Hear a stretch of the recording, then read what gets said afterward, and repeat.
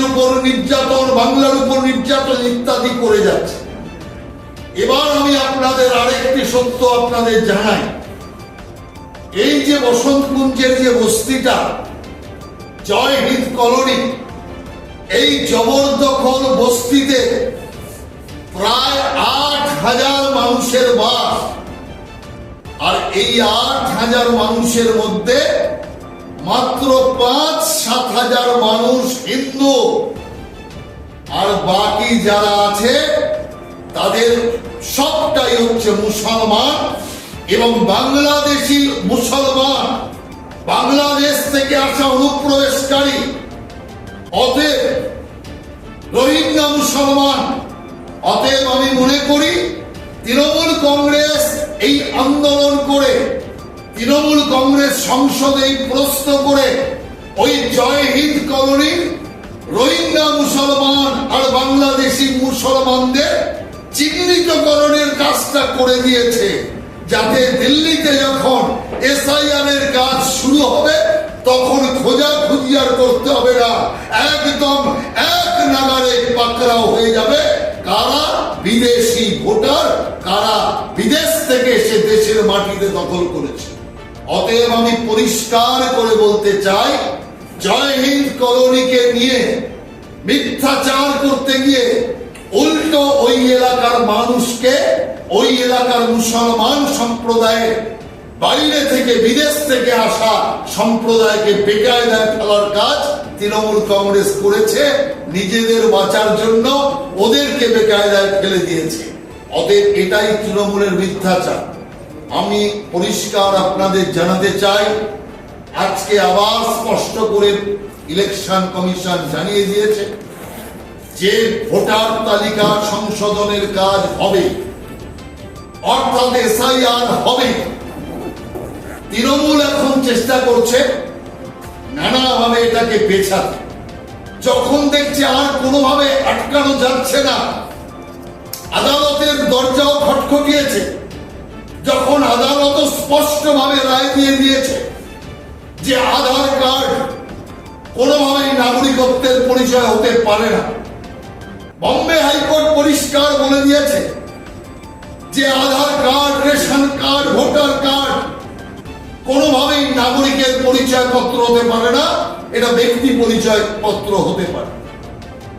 এবং 11টি ইলেকশন কমিশনের বিভিন্ন যে পরিচয় পত্রের প্রবধান আছে তার মধ্যে একটাও যার নেই, শুধু যার আধার কার্ডটা আছে সে ব্যক্তিকে কি করে নাগরিকত্বের স্বীকৃতি দেওয়া যাবে? অতএব পরিষ্কার ভাবে এই এসআইআর হচ্ছে, হাজার চেষ্টা করেও তৃণমূল আটকাতে পারবে না। আজকে মুখ্য সচিব পৌঁছে গেছে ইলেকশন কমিশনের দরজায়, অতএব মুখ্য সচিবের সাথে ইলেকশন কমিশনের যাবতীয় কথা হবে। আমরা কিছুক্ষণের মধ্যেই তার সারমর্ম জানতে পারব। কিন্তু একটা কথা পরিষ্কার, তৃণমূল এখন দেখছে আর যখন এই ভোটার তালিকা সংশোধনকে রক্ষা যাবে না, তখন তৃণমূল এখন ডিলে প্রসেস দিচ্ছে। 6 মাস পিছিয়ে দিন, 6 মাস পিছিয়ে দিন। কেন 6 মাস পিছিয়ে দিলে আর এই 26-এর ভোটের আগে ভোটার তালিকা সংশোধন হবে না, সেই জন্য 6 মাস পিছিয়ে দিন। যার জন্য তৃণমূল কি করছে, এখন পার্লামেন্টকে ভেঙে দাও। পার্লামেন্ট এই ভুয়া ভোটার তালিকার জন্য হয়েছে। আরে পার্লামেন্ট তো 24-এ হয়েছে, যদি ভাঙতে হয়, আমরা 11 থেকে বলছি না, যদি ভাঙতে হয় 21 সালে জালি ভোটে নির্বাচিত তৃণমূল সরকারকে ভেঙে দেওয়া দরকার। অতএব অভিষেক ব্যানার্জিকে বলছি, সাহস থাকলে মমতা ব্যানার্জিকে পদত্যাগ করার, এখানে ভেঙে দিন, দিয়ে এসআইআর হতে দিন, আর এসআইআর হয়ে স্বচ্ছ ভোটার তালিকায় ভোট হোক। অতএব তৃণমূল কংগ্রেস হাজার চেষ্টা করলে, হাজার প্রাদেশিকতাকে খুঁচিয়ে তোলা, ভাষাকে খুঁচিয়ে তোলার চেষ্টা করলেও এসআইআর হবেই, এটাই পরিষ্কার ইলেকশন কমিশনের মত। এবং ইলেকশন কমিশন যে দৃঢ় পদক্ষেপ নিয়ে এগোচ্ছে, আমরা ইলেকশন কমিশনের এই পদক্ষেপকে স্বাগত জানাচ্ছি। আর তৃণমূলের মিথ্যাচার অপপ্রচারে আমরা তীব্র ধিক্কার এবং নিন্দা জানাচ্ছি আপনাদের। 2 নম্বর, ওখানে জলের লাইন কেটে দেওয়া হয়েছে। 3 নম্বর, বিদ্যুৎ সংযোগ বিচ্ছিন্ন করে দেওয়া হয়েছে। এই 3টি বিষয় তুলে অমানবিক ইত্যাদি নানা রকম ভাবে এরা প্রচার কিন্তু চালিয়েছে এবং আন্দোলন পর্যন্ত করেছে। মুখ্যমন্ত্রী আকাশ বাতাস ফাটিয়েছে। আর তারপরে যখন সংসদের বুকে এর উত্তর এলো, তখন আমরা দেখলাম যে আরবান ডেভেলপমেন্ট মিনিস্ট্রির পক্ষ থেকে পরিষ্কার জানিয়ে দেওয়া হলো জয় হিন্দ কলোনিতে উচ্ছেদের জন্য কোনো নোটিশ ইস্যু করা হয়নি কোনো স্তর। দ্বিতীয় কি বলা হলো, কোথাও কোনো জলের কানেকশন ওখানে কাটা হয়নি। তৃতীয় কি বলা হলো, যে অনারেবল সিভিল কোর্টের 14/2/2024 রায়ের কারণে মাত্র 2টো বাড়িতে ইলেকট্রিক কানেকশন কেটে দেওয়া হয়েছে। তাদের বিশাল পরিমাণ ইলেকট্রিকের বিল বাকি থাকায়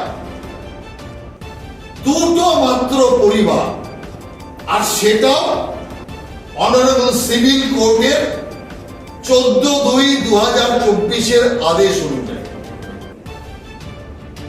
এই যে তৃণমূল এত আন্দোলন করল, আর যখন আরবান ডেভেলপমেন্ট মিনিস্ট্রি থেকে ওদের করা প্রশ্নের যখন উত্তর পেল, অর্থাৎ মুখে তৃণমূলের ঝামা ঘষে দিল, তখন কিন্তু আর একটাও শব্দ তৃণমূল কংগ্রেস করছে।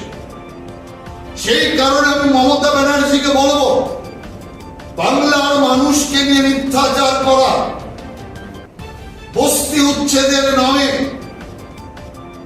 আপনার ষড়যন্ত্র, তার জন্য মুখ্যমন্ত্রীর অবিলম্বে ক্ষমা চাওয়া উচিত। বাংলার মানুষকে ক্ষমা চেয়ে জানাতে হবে যে দিল্লির বসন্ত কুঞ্জে কোনো বস্তি উচ্ছেদ হয়নি, কোনো বাঙালি বস্তির জলের কানেকশন কাটা হয়নি, কোনো বাঙালি বস্তির পুরো ইলেকট্রিসিটি লাইন কেটে দেওয়া হয়। যখন মুখ্যমন্ত্রী চারিদিকে কথা প্রচার করেছেন, তৃণমূল প্রচার করেছে, আর আজকে যখন তৃণমূলের চুরি ধরা পড়েছে, তৃণমূলের অপপ্রচার ধরা পড়েছে,